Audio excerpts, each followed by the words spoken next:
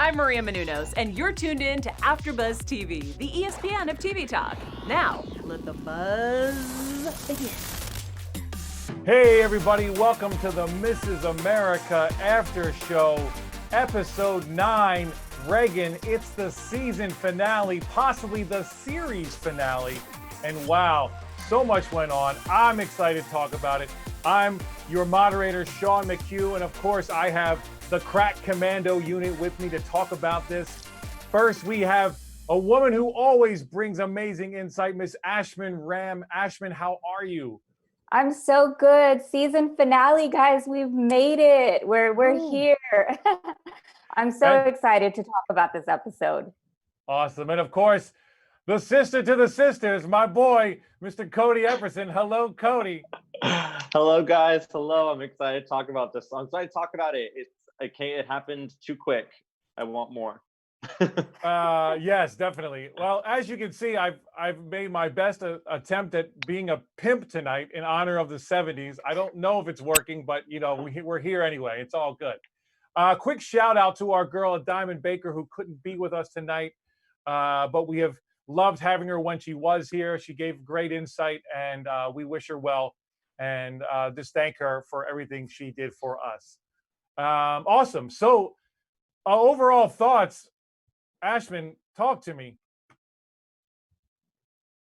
I think we might have. You guys, this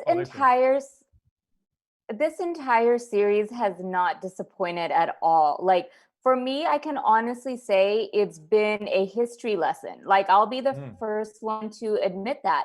From the first episode to the last one, so much learning in this. And every episode, it just kind of gradually took us through the motions of what it's taken to finalize the ERA movement. And I think for me, it just resonates on a deeper level now, what has happened to put this movement in place. So I have nothing but gratitude for this series, for showing us viewers just what really went down to make this stuff happen. So it was amazing. That's a great point. I think I said at the beginning of this series that if my history class was like this, I would have gotten way better grades. Cody, give me your overall thoughts on this episode. Yeah, beautifully said, Ashman. Like, I completely agree. I feel like I've learned so much from this episode. Or just in the series in general. I feel like this episode, there were some points where I felt they left it a little open, and other points where I do think they put a very nice bow in the end of it, tied it up well. Like I said when we first started, I'm just so this season finale just came so quick, and I don't know why they did 9. They should have give us a little extra 10 so we had a little more content, a little more something. But I've been floored about this show ever since episode 1. Nice. I'm with you. I definitely could have did one more. Give us an even 10. Come on, writers, you can do it. Well, and then hopefully, there's always hope. There's always hope for another season. We'll see. All right, so let's get into it. So we got some major kind of things happening. They did my girl Bella so dirty. Oh, I couldn't believe it. Reagan wins, and it has an eerie feeling of 2016. Then the show is kind of over, and our girl Phyllis, man, karma's a bitch. All right, so let's just get right into it. So we start off with our girl Phyllis. There she, and it's funny. I remember thinking, I'm like, is it like, are we in like 85 or something? Like, this is an awful wig. And then of course we quickly discover that, oh no, she's just in disguise. Cody, talk about that opening scene there. That was actually very odd to me, because there was nothing came of it. Like, that journalist took the picture. I was expecting there to be some sort of backlash, and there just wasn't. And that kind of goes into my, like, maybe there's more to this story, because I just didn't understand why it happened. And it made me like the whole time I was kind of waiting. And then when we finished the episode, and I was like, well, then what happened when that picture got taken? So maybe there's something I missed, but I actually found that I was waiting for something to come of it, and then I just never got it. So maybe you guys have some more insight on that. That's a great point, Cody. You're right. Nothing didn't really come of it. I didn't know if it was just a weird thing just to show that has to almost put on a disguise to finally take her test. I don't know. True. But I love what she says, Ashman, when she says, "I've raised 6 kids. I can do whatever I want." Talk about a little bit about that, Ashman. Yeah, I mean, I totally agree with Cody. Yeah, I totally agree with Cody. When I saw, sorry guys, I think I'm having my internet's a little unstable. If it goes in and out, I'll definitely jump back in. But to your question, I totally agree with Cody. Like when I saw that opening scene, I was like, why is she in disguise? Like I didn't know what was going on. I'm like, wait a minute, is this the other side of Phyllis? Like the Phyllis we've never seen or we don't know? So I don't know what the point of that was, but clearly she was spotted. And that journalist did take a picture of her. So I thought a story might come out about that, but it never did. So I'm not quite sure what the point was, but it was interesting seeing her dressed up as a whole nother character. Yeah, I was like half expecting her. I thought she was like pretending. Yes, it came through crystal clear after a second. But I was for a second, I thought that she was like pretending to be her son to take the test. Oh. But then it just didn't seem like that. She was just outside very nonchalantly trying to smoke her cigarette. It was just a very strange scene, and it just nothing came of it. But maybe like you had said, Sean, maybe she needed to be in disguise because she can't just go out in public and as casually as she would like to anymore because she's such in the public eye so much. Yeah. So folks, we've lost Ashman for a second here, but I'm sure she'll come back. So no worries.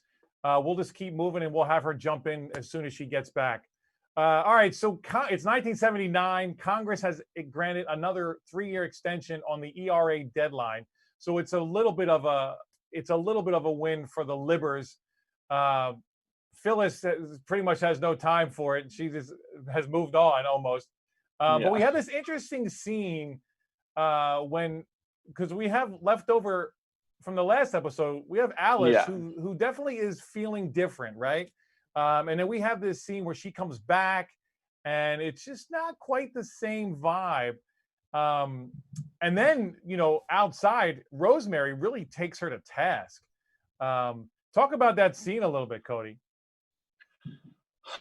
It was very interesting because at first I didn't understand. It took me not a long time, but just a moment to realize that a significant amount of time has passed, and they're not just like, oh, why are you here? They're like, they obviously haven't seen Alice in a long time, right? And it's just very clear. And then even she was like, oh, Alice, you can transcribe this paper, and she hands it to Rosemary to hand to Alice. And even Rosemary's like, oh, okay then. And then hands it to Alice. And there's just so much weird tension in that room. And it just seems like nobody likes anybody. So, I mean, I feel like it definitely was about Alice. Like, oh, you've changed. You're a different person. We don't trust you or whatever. But even between the other 3 gals or 4 gals, I forgot that Homegirl was there with her kids. There's just like there's no friendship. There's no camaraderie between these girls who have been on a team together for however many years now. So that was kind of a weird thing to watch. And then to go outside the house where Rosemary tells Alice, like, oh, we don't know where we're questioning your loyalty. Alice is like, dude, like, you guys are mean to each other. Like, why am I even a part of this? Like, so I don't know. I'm happy for Alice that she's found her own way in life because it was a very nice thing to see her grow as a character. Yes, no, I would agree. And it's funny because she even says, I supported Phyllis when things were simple and clear. When we were all on this together, when this was not just when this was about something, and now it's about this huge thing. And then, of course, Rosemary is like, did you think there wouldn't be any casualties? Like, so it's interesting because Alice is a purist for me, and I appreciate that. Like, she's like, I didn't get into this to hate each other, and I thought we were all coming together, and this has really kind of torn us apart in a way, which is kind of ironic. Welcome back, Ashman. Thank you. Hello. It looks like I came back right on time. I love the Alice conversation. Yeah. So we were just please give us your thoughts on that. That Alice coming back, and then Rosemary and Alice outside, like that whole thing. It was, very interesting.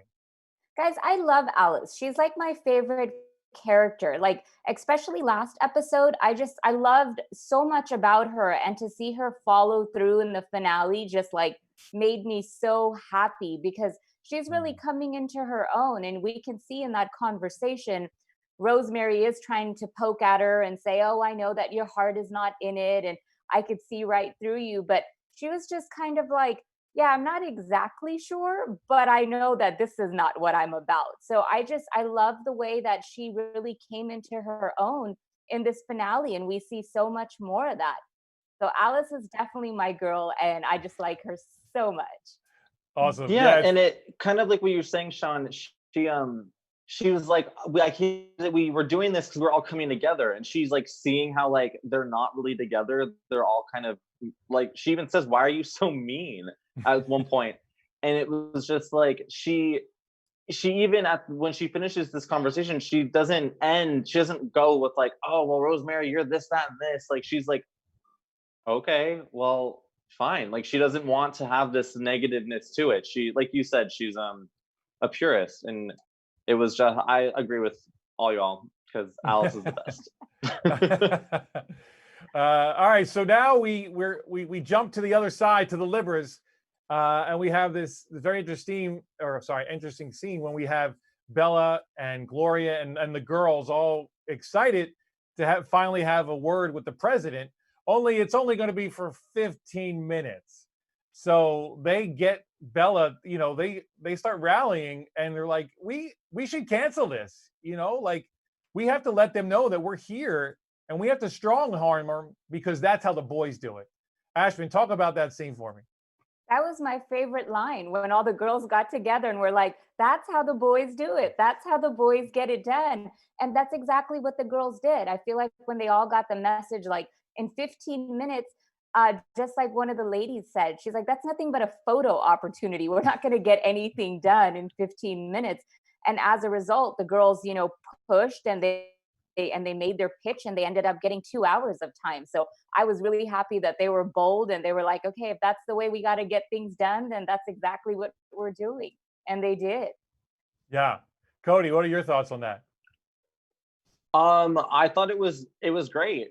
It kind of, unfortunately, it turned out a little sour when it came back around, but I loved it. It was like, no, cancel it. Like, that's not what we're here for. Like, if they want to meet with us, they're going to meet with us. And it was great. And it worked out. They got what they wanted, but only so much. Only temporarily, yeah. And we'll get to that in a little bit. I don't want to jump ahead too much. Always something. Exactly. So we have this great cut just for the editor. I appreciate, good cuts. We go from Bella and Gloria walking into this party, and then it turns into this ditty of the two little feminists at the ERA Follies of 1979, starring Rosemary as Gloria Steinem. Oh my goodness. This whole scene, like, I was laughing so much. Ashman, talk about your reaction to this scene. For me, I had to figure out whose party it was first. Like, when Right. I first saw the Gloria and Bella, I was like, wait, are they walking into this party? Like, whose party is this? And when the whole like stage performance started, I mean, was it funny? Okay, sure. But for me, I thought it was just petty and immature. I was just like, really, like, you're gonna go that low, and this is like supposed to be a really like upscale gala. But I mean, I guess that's just the way how they did things. And so yeah, I mean, I didn't appreciate it too much, if I'm being completely honest. I'm like, okay, I just think it's really, I thought it was really low. Like, even the whole skit and how they portrayed them and the way everybody was laughing, I'm like, it's not really nice to like make a mockery of something which, is really not a negative thing. So that was my take on it. Okay. All right. So you didn't find it hilarious like I did. I thought it was messed up. I thought it was messed up. I mean, I understand. For me, I appreciate a good, a good razz. What about you, Cody? Split the difference here. I'm gonna be so Sean, I actually completely understand what you're saying. However, I did not enjoy it. I found it uncomfortable. I found it tasteless. I'm actually very much more on Ashman's side. Okay. However, I do agree, Sean. I think it's just the context of them doing that. Like, I think if I was at like an improv show somewhere in Hollywood and that was going on, Totally. it would be very funny. But to Right. be at this like elegant banquet where it's like basically what Ashman just said, like it's so low, it's such a low blow, and it's like you don't see the livers on the other side like putting on these skits like making fun of housewives, so it's just like it kind of goes into the whole like bullying thing we're seeing in the White House. Not to get too political at this political show, but it was just so. I mean, like I said, I'm just trying to ride the fence too closely, but like I totally see why it is funny because it is a funny skit. Like it's very satirical. But in the context of the show, I was sitting on my couch like, oh, is this happening? And honestly, I actually didn't realize it was a skit when they were first walking in. I thought that was actually Gloria and Bella, just like, totally. Like, are they really walking and just smoking their cigarettes? They're brave. And then I was like, oh, that's not them. Yeah, well, I think to your point, it's interesting that you say that the Libbers wouldn't do this, and I think because Libbers ain't got time for this kind of stuff. They got stuff to do, and these women obviously have a little extra time to put a little skit together for the show. So what for me, what this scene really is, this is the banquet of Phyllis, right? Like this is like everyone worship at the altar of Phyllis. So I mean, I like the quote she does say that women are like tea bags. You don't know how strong they are until they get into hot water. So I felt like even as a Libra, you could appreciate that quote. Absolutely. But then it's interesting too that we are winning because we have God on our side. Cut to her gay son. Very interesting to me. Like again, like this show does such a great job of keeping everybody honest, really. So talk a little bit about the altar of Phyllis, Ashman. Okay, Phyllis clearly loves the spotlight, right? Like I think you just said it perfectly. Like this was the Phyllis banquet. The way she was dressed, the way she came to the podium, the way everyone was praising her, like she loved every second of it. And I just thought it was really interesting, just the type of woman she is. I mean, like I can always appreciate passion, but I mean, I think she loves the spotlight and all that attention as well. And something about her being on top of the whole hierarchy. And it was interesting to see her supporters. It was interesting to see their reasoning. Also, yeah, throwing the God component in it. It's like if there was something for everybody to keep on praising and being like, yes, this is why we believe in what we believe, and this is our will. And it was interesting to see what was like real merit for each person that was there. But I'm going to say again that Alice was my favorite character because she is just getting better and better. And if I may, I'd love to go into that part. I mean, she's like having a couple of drinks and even her husband's like, slow down. And she's like, chill out. It's a party. And she's just like really in her own body. And she has her drinks. I didn't think she was sloppy. She walks right over to Phyllis and just speaks her truth. Like, and it was so messed up for poor Pamela. We saw in the last episode how much she's been struggling with her husband and how Alice was like, I will totally have your back through this. And she's worked so hard on this entire campaign, and Phyllis didn't even care to give her like a freebie seat. She was like, oh, work it out with your husband. So I just feel like Alice has had it with her. Like she went to her, confronted her, and was just like, when did you become so mean? Like, you couldn't even help out our friend. Like, what are you really standing for? And as much as Phyllis tried to dodge it, there really was no dodging it. And they're lucky they got that bomb scare, or else it would have probably carried on and turned into something a little bit more. Yeah, no, that's a good point. I mean, she even says, do you even care about me, to Phyllis? Yeah. Cody, I know you got thoughts on this scene. Please. Yeah, I completely agree with you, Ashman. It didn't seem like Alice was like drunk. I'm sure she had like a couple glasses on, but she didn't seem like she was a mess. She wasn't like slurring her words. She was just like, I'm just trying to have an honest not necessarily conversation, but just an honest dialogue with you. And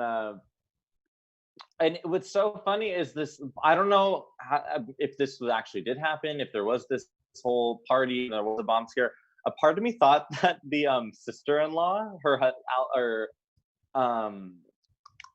Phyllis's sister? Phyllis's sister-in-law, I feel like she was the one who called on the bomb scare. She was like, screw this party, I'm done here, I'm ruining everyone's parade. And then she like met a man outside, and I was really into that part. I was like, yeah, you go, girl. Yeah. But I did think it was just such a, like, why were they even having this party in the first place? All of a sudden I was like, oh, this is Phyllis's party. I just didn't even gather it all of a sudden. But and this is where so I'm going in 4 different directions at once, but sorry. This is where Alice was finally like, why are you being so mean? Like, and that's it's so juvenile to say things like that, but it really gets people when you say something just so simple like that. Like, you're being mean. It's like, oh, not like you're being a bitch, you're being this, you're being that. It's like, you're being mean is just so fine a point. And I was actually mad that there was this bomb threat because I wanted to see how this was going to end, because Phyllis was getting uncomfortable. She can only dodge for so long. Right. Yeah. Yeah, and I mean, at the end of the day, like, this, it's what I've said from day one. Phyllis is all about Phyllis. And if you align with that, great. If not, better get out of the way, because she's gonna run you over. All right, so we'll move on from the party. They did my girl Bella dirty. Oh. How could you call Jimmy Carter? How could you fire Bella after? And then he did it before the meeting even happened. Oh my goodness. I was so enraged. I was like, F politics, F all of it. I can't believe it.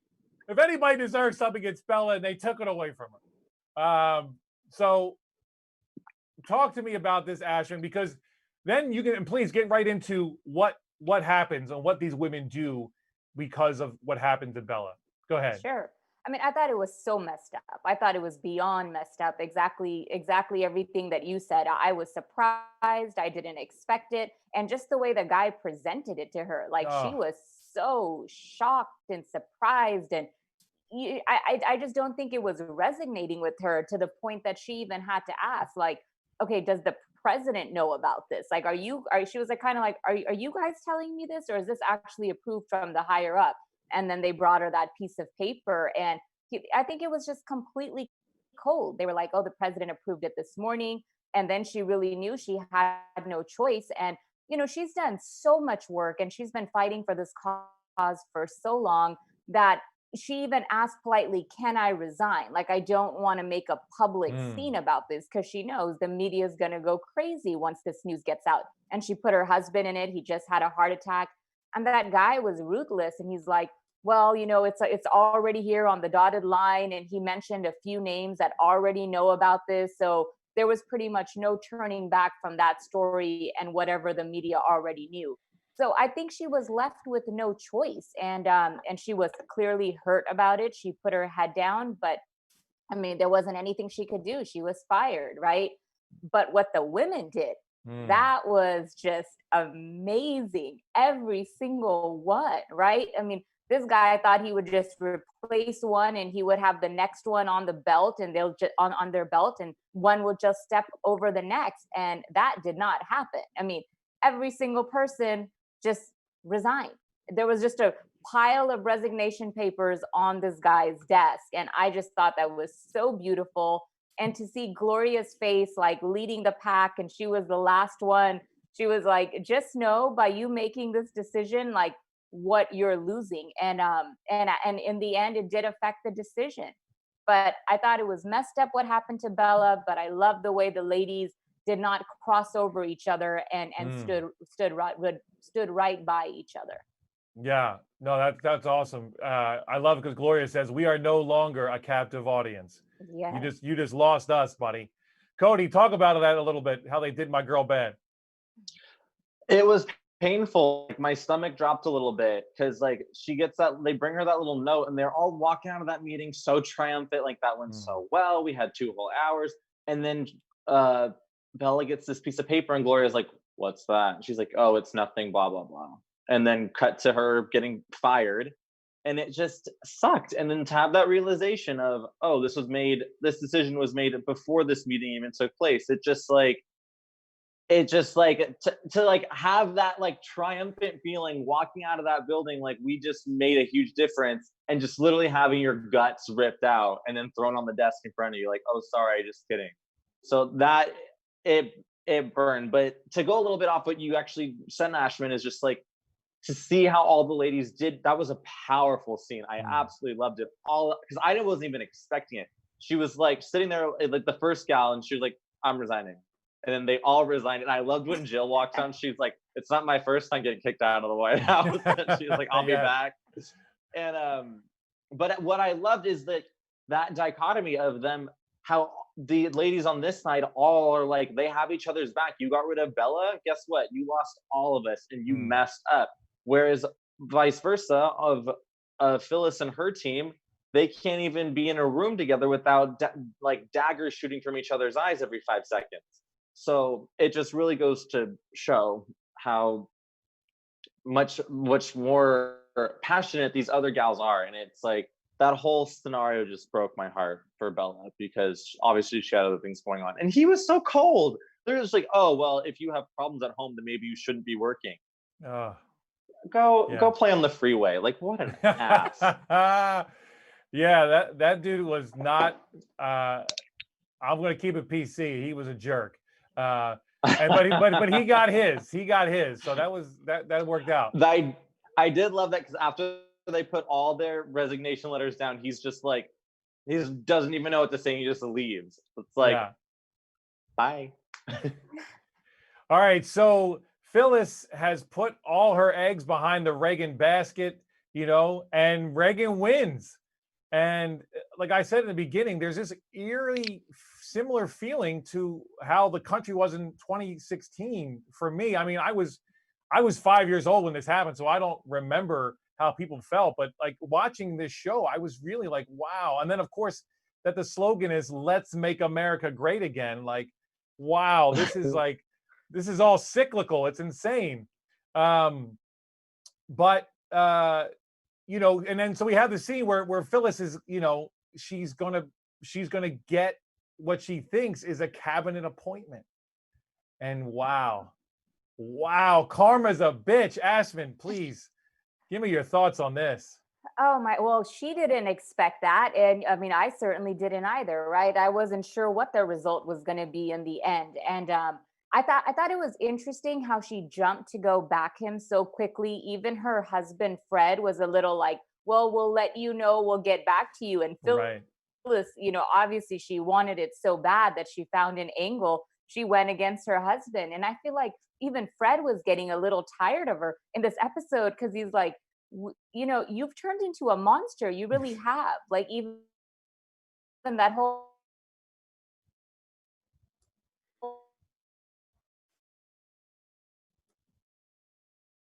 I think I think Ashman has frozen a little bit, so she's having some technical difficulties. We'll see if she can come back. So somebody else figure, or getting this position. I'm like, I guess this is politics about that, guys. That's all right. Are you there? I think you're okay. Okay, there you are. Okay, now we can see and hear you. I'm sorry. So you were saying yes. So I was saying, like, basically, even in that moment, Phyllis was turning into just a monster over all this power, and she just really wanted the position so bad. And when that phone call happened for her, I mean, like, they were both so excited and ready to, be like, oh my God, this is the moment. This is what we've been waiting for. But as a result, it was anything but. And my reaction was, I'm like, well, I guess this is politics for you. Like, people take from each other, people use each other, people make bets and agreements that they don't follow through with. And I think that's exactly what happened to Phyllis. And I can't even say she got cheated out of it, because I think she's been doing so much cheating her own self, right? Like, and I get it. Like, she gave up her contact list, and she gets that call, and he even says, he's like, your help was undeniable in me being able to get this far. He's like, but I just can't afford to lose the pro ERA. And, he doesn't wait for a response or anything like that. He just says what he needs to say and says goodbye. And I was like, damn, like, and obviously she was shocked and all the other emotions that went along with it. But I'm like, that's politics for you. And that's truly how I felt. Yeah, and then she has this kind of tear roll down her eye, and we have maybe a moment of real emotion from her. And he just says, "Take care, see you later, good luck with your life." Cody, this series ends very similarly to the way it began, with Phyllis going down to the basement, getting some food, and then going and starting to cook dinner. To me, that was just so well written that like she's literally come full circle on this whole journey, right back to where you started. And I think, ironically, she's probably the biggest liber of them all. She just doesn't know it. Anyway, talk about the end of the series here.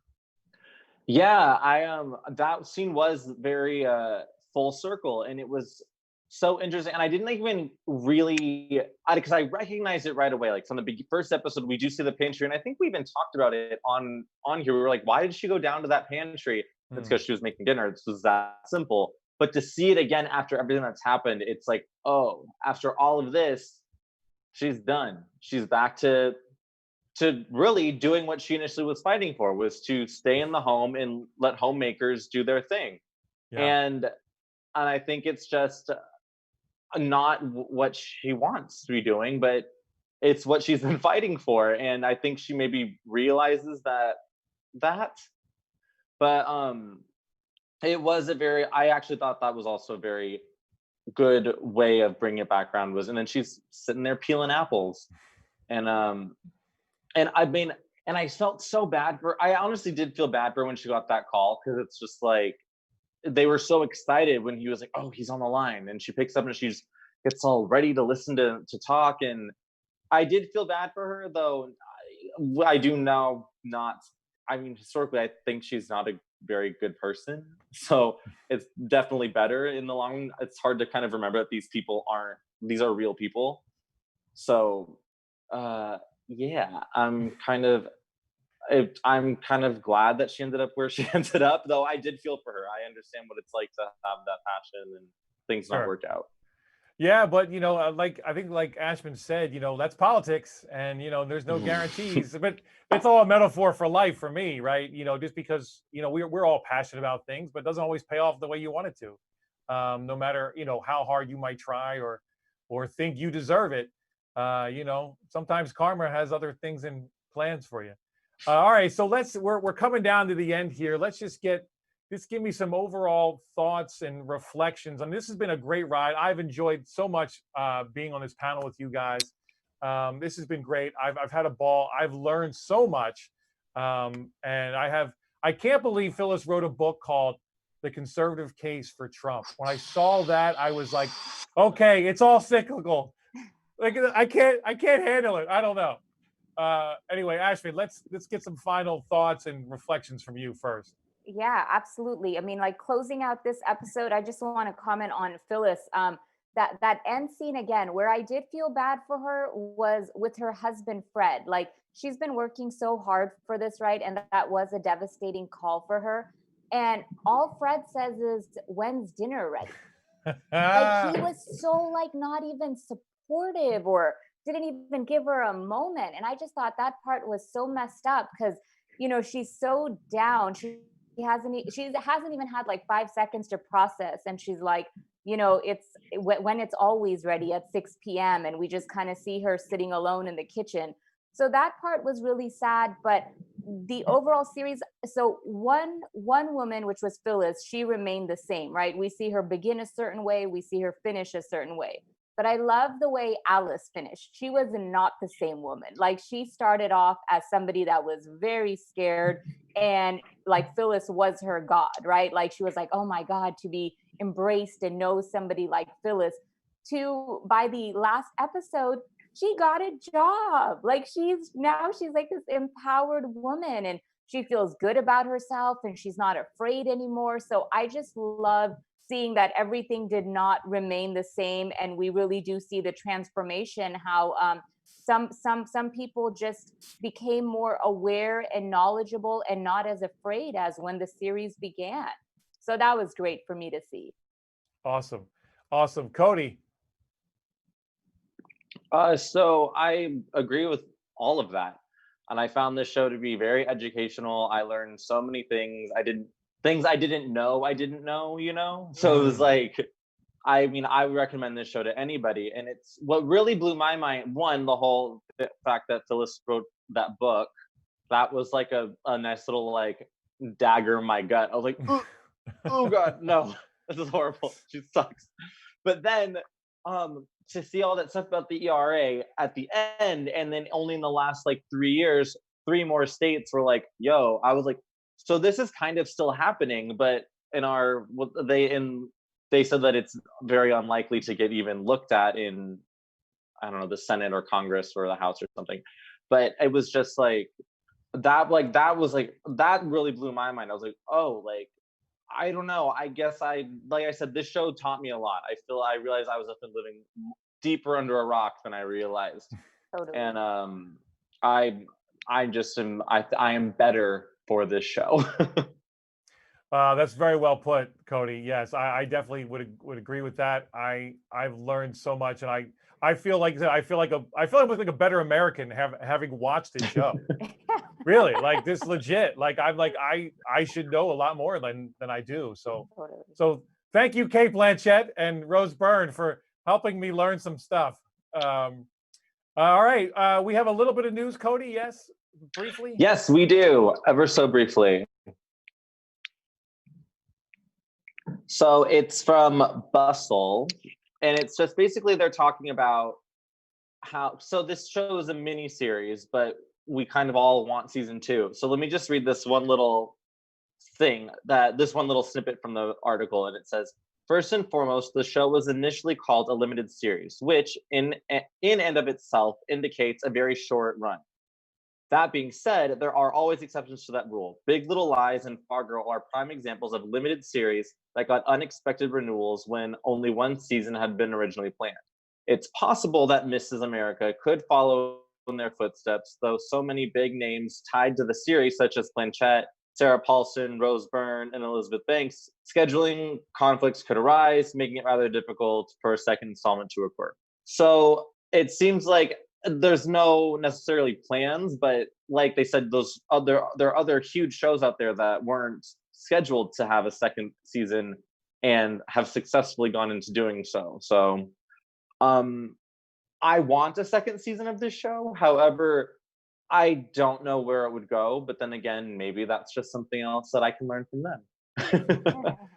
Awesome. Yes, thank you. I'm with you. I could do a season 2, and I could be down for it to be like a whole different like plot line or different characters. You know what I mean? Like kind of a whole other thing. Yeah, exactly. Like a different decade. Totally. Help me figure some stuff out. So awesome. Well, guys, again, this has been amazing, amazing show, amazing panel. Thank you so much, everyone, for joining us. Please like and subscribe and share and interact with the chat. We'll still take a look at the chat. If there's anything you wanted to say, or you had some thoughts, please let us know and we will respond. Cody, where can we find you? You can find me on Twitter as Cody_F, or on Instagram, where I am more frequently found, which is Cody F, CODYYEPP. Awesome. Ashvin. Totally. You can find me on Instagram at Insights by Ish. Awesome. And you can find me at SeanStar75 on the gram and Gorilla Suit Sean on Twitter. Also on the Council of Dads after show Friday nights at 7 p.m. That's going to do it for us, folks. Thank you once again for watching and joining us. We will not be back next week because this show's over. But please look forward to all our after shows and tune in and watch some stuff. Thanks.